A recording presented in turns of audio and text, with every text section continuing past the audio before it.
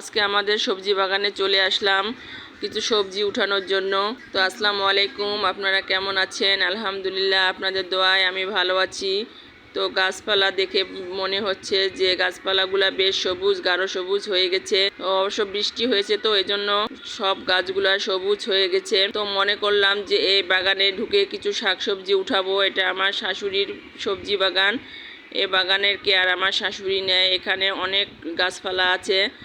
আমার শাশুড়ি লাল শাক, সবুজ শাক, ডাঁটা শাক লাগিয়েছে। এ বাগানে আরও বিভিন্ন শাক সবজি থেকে শুরু করে ফলমূলের গাছও আছে। তাই আমি বাগানে ঢুকলাম। আপনারা যারা আমার পেজটি ফলো করেননি এবং ইউটিউব চ্যানেলটি সাবস্ক্রাইব করেননি, তারা দয়া করে করবেন। এ বাগান থেকে আমি মাঝে মাঝে শাকসবজি তুলে নিয়ে গিয়ে টাটকা টাটকা রান্না করি। আসলে টাটকা শাকসবজি এখন তো পাওয়াই যায় না, বাজারের শাকসবজি তো টাটকা হয় না। টাটকা শাকসবজি রান্না করে খাওয়ার মজাই আলাদা। এখানে লেবুর বাগান আছে, সুন্দর লেবু ধরেছে।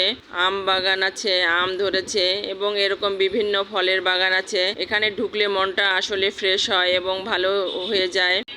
আমি কিছু ডাঁটা তুলেছি, ডাঁটাগুলো কত সুন্দর দেখতে, গাঢ় সবুজ, কত সুন্দর। তো আজকের ভিডিও আর লং করছি না, আজ এ পর্যন্তই শেষ করছি। আপনারা ভালো থাকেন, আল্লাহ হাফেজ।